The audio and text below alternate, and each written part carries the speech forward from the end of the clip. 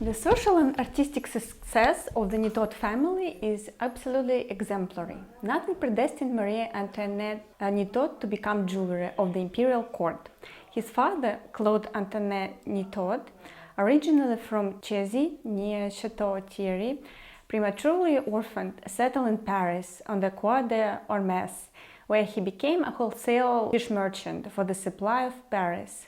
Claude Antoine operates in Champagne, but he experienced difficulties financially between 1755 and 1760, so much so that he reduced to bankruptcy in December 1760. In addition to two daughters, Claude Antoine and his wife Marie-Aimée Apolline Girard gave birth to 5 sons, 4 of whom went jewelry trades.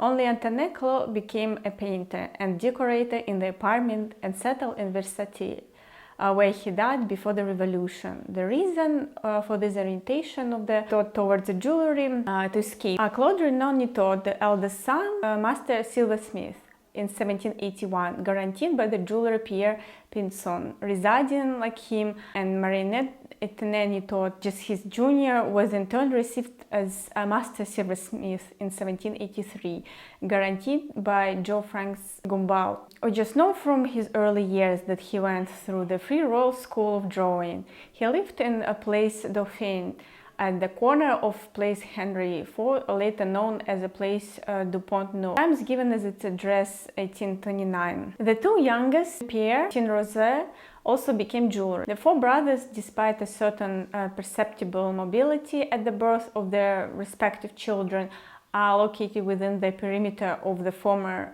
parish of Saint Bartholomew around Place Dauphine on the Leda side. Classic establishment of goldsmiths in St. Louis. Marie-Etienne Nitot married in 1779 Marie-Catherine Ndige. Last will demonstrate after the death of her husband her ability to administer her property, and she was assured strong support for her husband's career.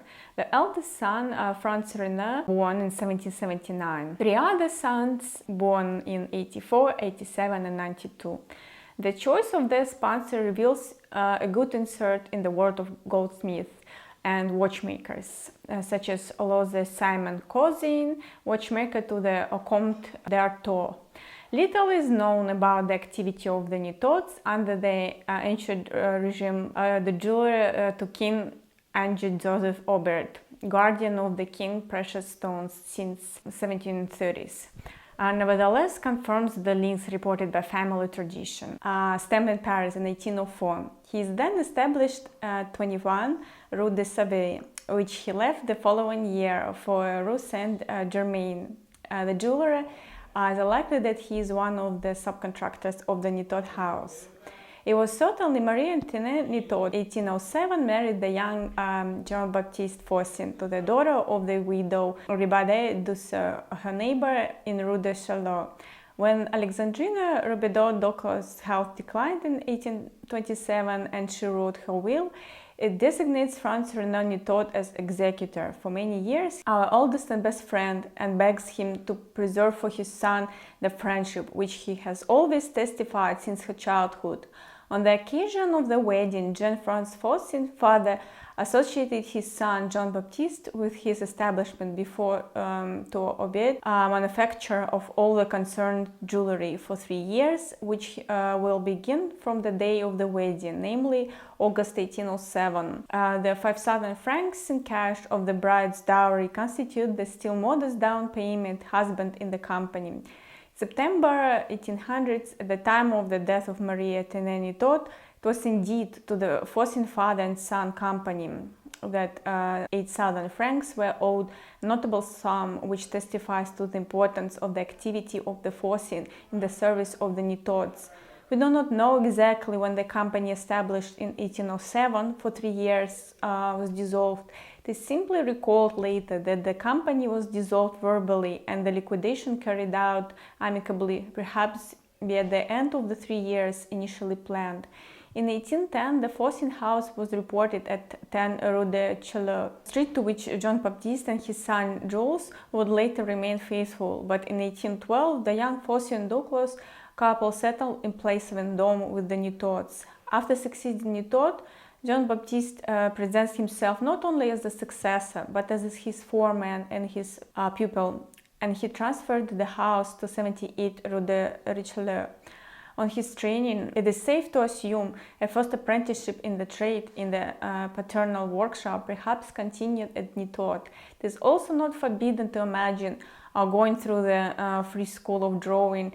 We must indeed recall Fossin's mastery at drawing and sculpture, which would later lead him to exhibit. This advantage is noted by the Bazaar Parisian in 1821. Fossin owes his love for painting to his relaxation, ease of composition and execution, which gives him some advantage over his colleagues. The reputation of this talent endured to the beginning of the 20th century. As Henry Weber testifies, true artist, admirably gifted. Jean-Baptiste Fossin drew as easily as he spoke. It was, it seems, a pleasure for him to trace in front of the amazed client. If he is not rewarded at the exhibition of industrial products of 1812, the only one in which he will ever take part, Jean-Baptiste Fossin is nevertheless very noticed. It features a bouquet of brilliants mounted in silver with gold stamps. The report of the Damascene jury is extremely complimentary. The way in which the diamonds are mounted, the arrangement of each hour, their composition, their bringing together, the truth of the forms, finally the value of the material presented under the aspect the most varied and the best taste, announced the great talent on the part of the author, whom we cannot congratulate too much on the masterpiece he has exhibited. Morel raves about this bouquet only with colors. One might think natural learned its value, 45,000 francs. Naturalism is therefore characteristic of Fossin. However, if naturalism was not absent under Empire, one can think in particular of the decorations of ears of corn by Nitot Fossin. Develops again this inspiration which was present at the end of the ancient regime and had been restrained under Empire by the taste of stylization. The Fossin bouquet is reminiscent of the bodies with the acclaimed flowers created by George Frederick Babst at the end of the ancient regime for Queen Marie-Antoinette.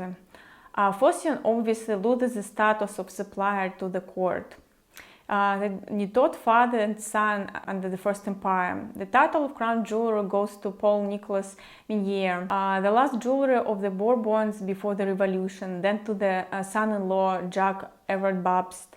Nitot had no hallmark after the Revolution. Settlement of inheritance at the death of Jean-Baptiste Fossin. Articles of jewelry are in effect estimated at almost 400,000 francs, and those of goldsmith 25,000 francs. Diamonds and precious stones at 140,000 francs, and total over 500,000 francs. Jean-Baptiste Fossin will always comply with the wish of his wife. Therefore, his will not to give a mother-in-law to their only son with Leonel, he joined soon after in 1832 on the occasion of his marriage. The son Jules, Jean-François, in the civil status like his grandfather, born in 1808, is therefore 24 years old. First grew up in Place Vendôme, in the midst of the Nitot family. Marie-Catherine Andiger, mother of François Regnault Nitot, seems very attached to the boy, to which she bequests an inboard pin adorned with two brilliant My Little Tools Fossin. It was therefore formed in the family workshop, and like his father, he has a great talent for drawing. Fossin is incorporated for a period of 15 years, but will be dissolved a little before this 1845. The father reserved the company's signature for the first 3 years, except in the event of the young man's business trip. Both the father and the son each brings to society a sum of 200,000 francs, since Jean-Baptiste's association with his own father. This association breathes a new dynamism into the Fossin house. Supply of gifts distributed by the king, even if he shares the privilege with Millerio, Ozil and Limon of Martel Bernard. This concern for sharing orders characterized Louis Philippe's policy. In 1831, Fossin supplies the queen on the occasion of the baptism of Amélie de Braganza, daughter of the Duke of Braganza.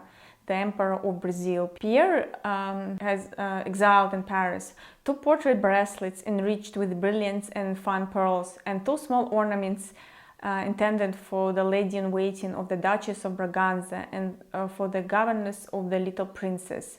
In 1834, Louis-Philippe chooses a quadrilobe vase of Gothic inspiration, enhanced with garnets, hard stone mosaics, and enamel foliage, to offer Marshal Gerard. Orders are also placed for family events. For the wedding of Princess Marie Fossin delivers some jewels, a bracelet with a chased and enamel gold, the so-called slavery bracelet with large Gothic links, and a ruby, adorned with 2 serpents. Fossin house also benefits from the regular clientele of the Duke of Orleans and his wife.